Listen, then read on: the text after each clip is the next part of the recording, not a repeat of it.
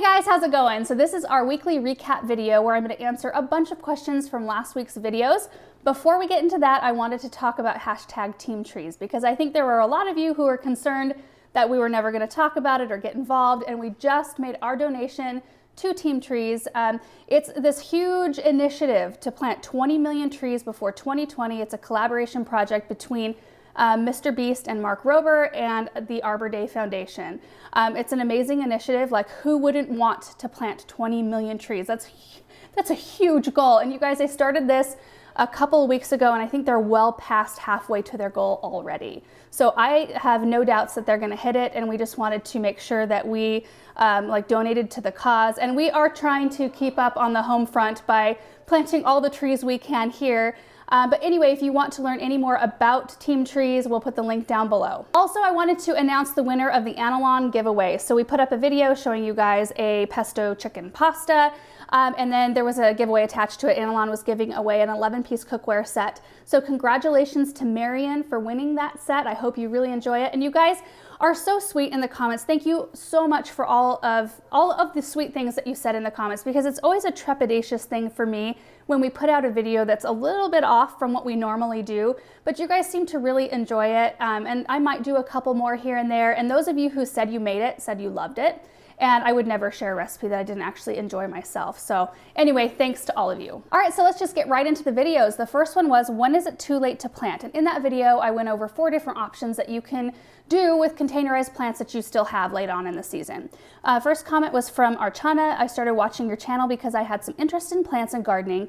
Your cheerfulness and spirit made me come back and watch you no matter what content of the video. Now I'm buying a bunch of plants inspired by you. Gardening has become a full throttle passion now because of you, and I feel like I'm sharing time with a friend when I watch your video. That's the sweetest comment ever. You guys, if you ever want to make somebody's day, leave a comment like that, because I could live off of that kind of comment for a long time. Addie asks, are you ever concerned about breathing in the dust that comes up from the fertilizer when you pour it in the hole? And I do see that comment a lot. And I'm not like super concerned because I actually don't breathe it in. I wait until the dust settles most of the time, and then I get in there and plant. And usually I take a deep breath and then get into whatever the project is. So it's not like I'm inhaling all of it. I mean, of course, if I wanted to take extra precautions, I could wear a mask and all that, but I'm not super concerned. Russell asks, I have about a dozen plants being delivered this week from my local garden center and keep thinking Laura would say it's better in the ground than in the pots. This video confirmed that I'm not as nuts as I felt. 50% off though, and I couldn't pass it up, and I do not blame you. And that's exactly why I wanted to do this video, because I know so many of us want to, we want all the plants. And so if we can get them at 50% off, let's do that. And then, I just wanted to give you guys confidence on what you can do to winter them over to have the best rate of success. Jackson asks, when you plant plants later in the year, should you fertilize them any differently? And I don't. Whenever I plant something new in the ground, I use the Biotone starter fertilizer. The difference between the starter fertilizer and your other regular fertilizers is that Biotone is focused on root growth, not foliar growth and blooms and all that stuff.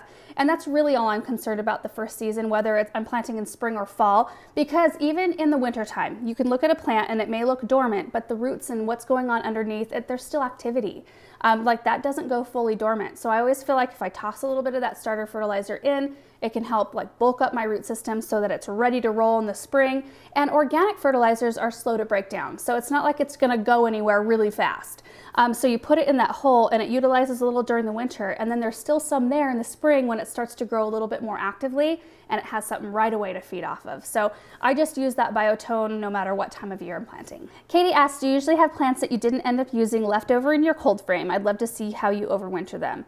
Yes, our cold frame is always pretty full. Some years more full than others. Like this year, it's full because we had a couple projects that we were going to do and then things didn't work out. So we are still planning on doing those projects, but not until next year. So right now they're just all huddled in the greenhouse, or cold frame, I should say. And then I moved tender things in there too, like the Spanish dagger yuccas. I had one in the center of the vegetable garden and also one in a beautiful container up here in a front flower bed.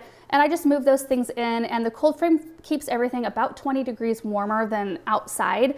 So it just takes the edge off of the intense cold, and it works really well. I don't do anything else special though, except for we do water them every 2 weeks. Next video was planting more bulbs, and in that one I planted up 11 of our 14 self-watering containers that are now in the cold frame, and then the urns on the west side. Rebecca asks, have you ever lost any jewelry while gardening? I have not, but I'm not a huge jewelry wearer. Like, I have these pearl earrings that I've had forever, and I wear these every single day. I don't ever wear anything different. And then my wedding ring, you might notice, if you have been a person who've watched our videos throughout the years, my ring changes about every couple of years or once a year or something like that, because I wear fake rings. Because my real ring it's actually kind of biggish, and it sits up really tall, and it rips holes in all my gloves. And it's just not a good idea when you work outside as much as I do to wear like nice expensive jewelry. So that one I don't wear, I just wear fake stuff. So it wouldn't be a big deal if I did do something to my ring. How is your progress toward getting your dream greenhouse you showed us at one of your flower shows? Well, I'm about $100,000 away from getting my dream greenhouse. So it's out there a few years. I want a Hartley Botanic so bad, but when we do get one, if I ever get one, I want to do it right, and I want to have electricity and heating and like proper water. I want it to be like a second home almost, because I want to utilize it that way. I want it to be like a winter retreat. So that means I'm gonna have to save my pennies for quite a long time, but one day I would love to have one. If I never get one, that's okay too. Our cold frame will suffice, but anyway, it's just one of those things I longingly look at the pictures and dream about. It's fun to have those things to dream about. Joseph says, do you keep the bulbs in the container after they complete their blooming cycle, or do you plant your annuals in the containers over the planted bulbs? So I don't keep the bulbs in the container. What I'll do is, most of the bulbs I like the colors of, and there's something I want to repeat in our landscape. So we'll just pop them up and plant them out as soon as they're done blooming, with the foliage still intact, because the foliage will still be green. And then once the foliage starts to yellow in the landscape after they're planted, then we'll cut that back.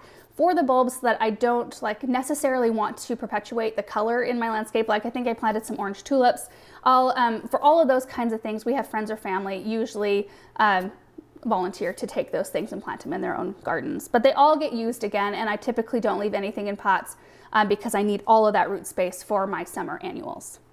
Teresa said, I love bulbs, but my yard is mostly shaded. Are there any bulbs that grow in the shade? There are some shade tolerant bulbs, and you guys know we work with color blends on a few projects, and so you can go to their website. There is a tab where you can click on shade tolerant bulbs, and then there's a list. So you can kind of like filter through that list and see if there's anything that you like. Of course, the list is not as long as the sun-loving bulbs, but that's just kind of typical of all groups of plants. Next video was using leaves to make homemade mulch. So in that video, I just went over a couple options on using your leaves that are already in your yard, in your garden.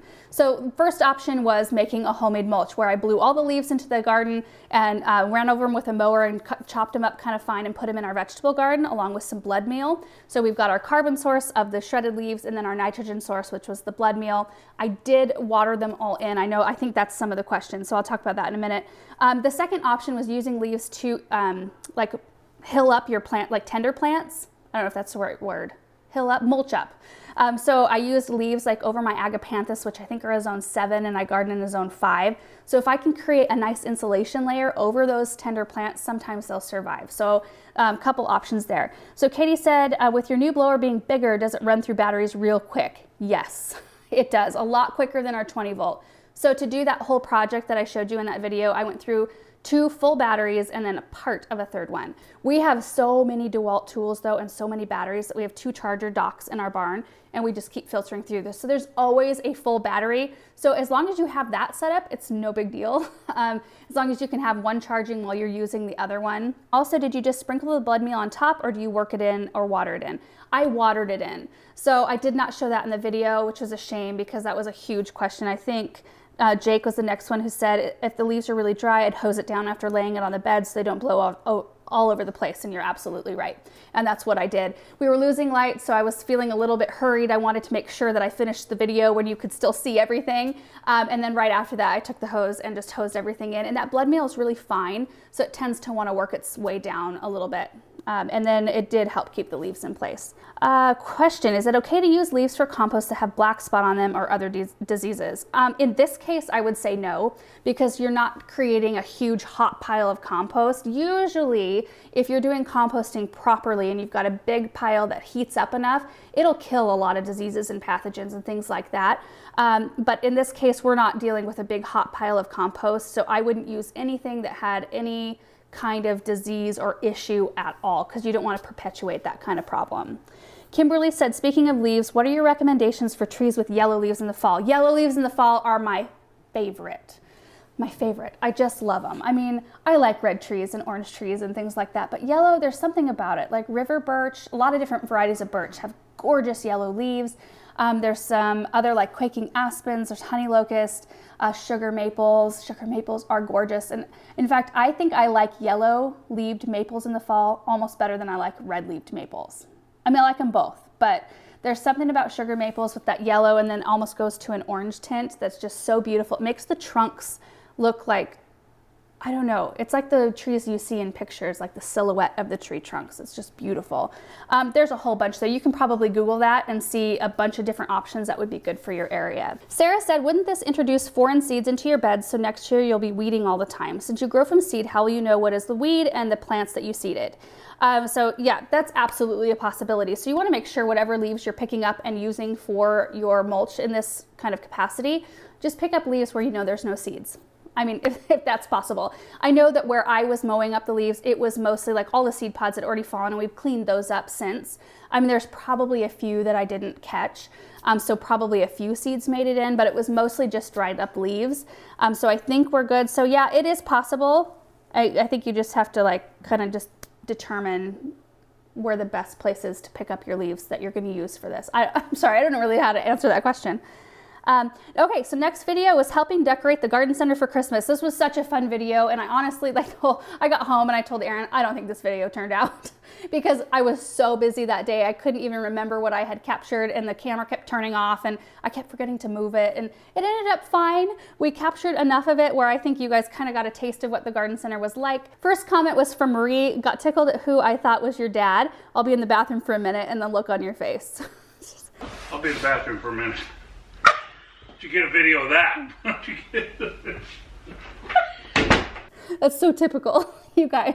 That was my dad, and we saw lots of comments about that. I called him when we saw that I had actually captured that on camera because I couldn't remember that was there. I called him and I was like, "Can I leave that in the video because it's hilarious and it's so real?" And I saw that comment like, "You guys are just a normal family," and we totally are. I mean, stuff like that goes on all the time. Malgarzata, or M, says, I wish I could buy some of those ornaments online. And they have put some online, so andrewseed.com, we'll link it down below.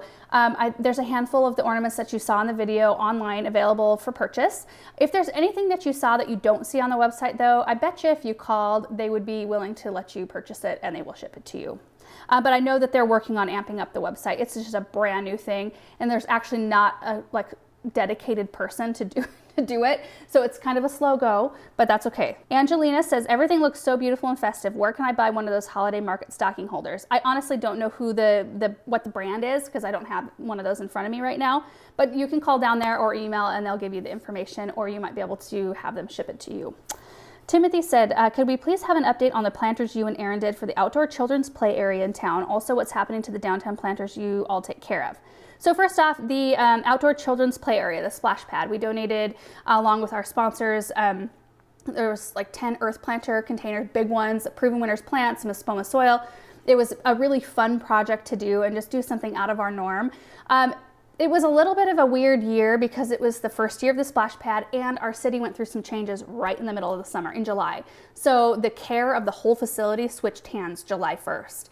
Because our recreation district split from our city and they're doing things separately anyway. So the care of the containers turned hands, and we went down there a few times to check on things, and we gave them all the fertilizer that they needed and watering cans and everything, the setup.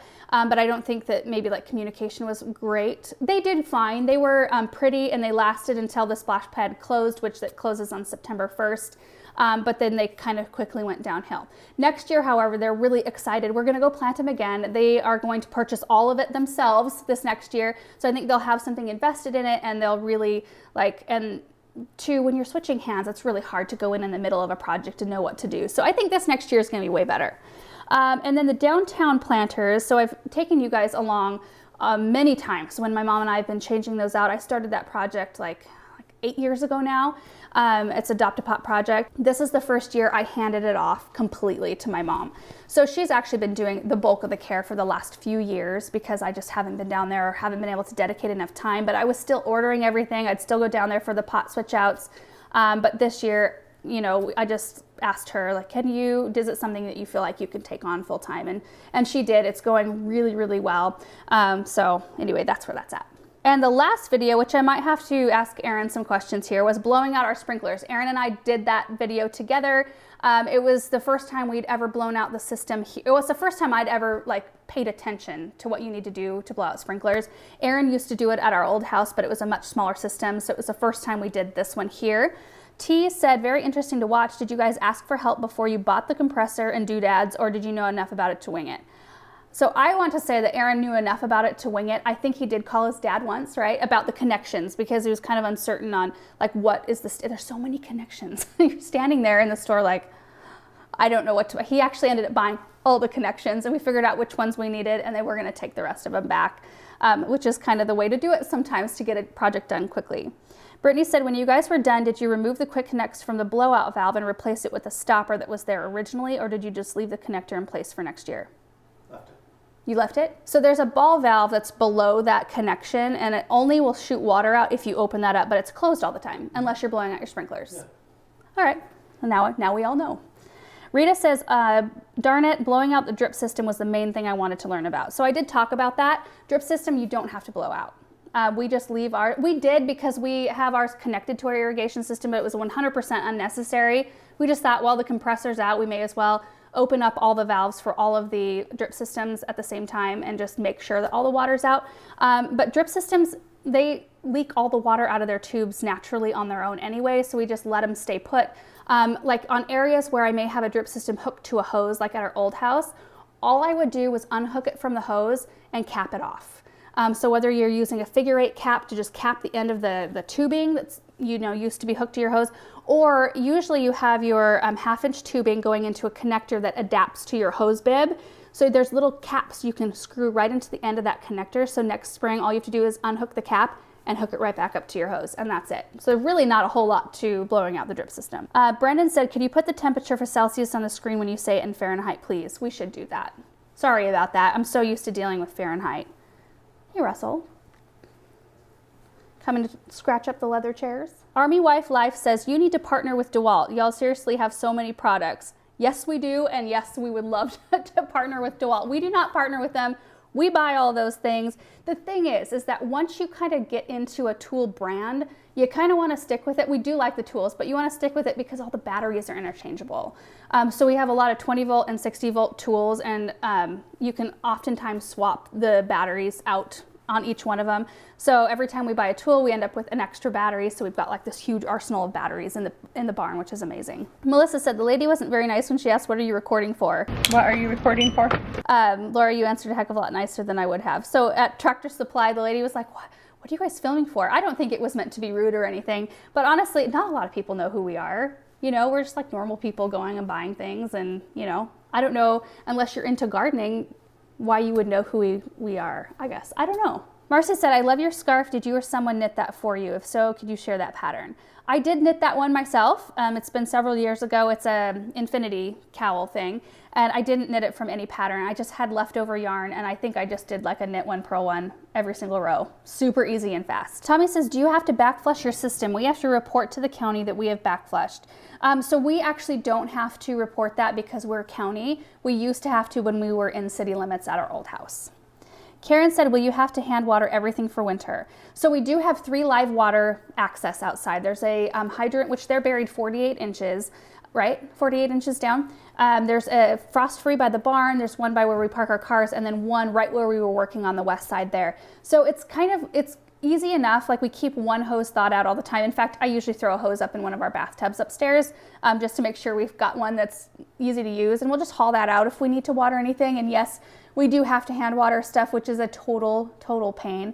Not a lot though. I mean, everything's dormant. It's not using any water. It's usually anything that's brand new planted. I make sure that it stays moist if we have a long dry period, or containers. So I water containers every 2 weeks, almost even if there's snow on the ground, because if that snow is not melting, that root ball is not getting any moisture. So Anyway, we do have to water through the winter months, and then we'll probably turn the water back on sometime in March. Kind of depends on the spring. And that's it, you guys. That was the questions from this past week's videos. Thank you so much for all of them that you left. It's always fun to read through those.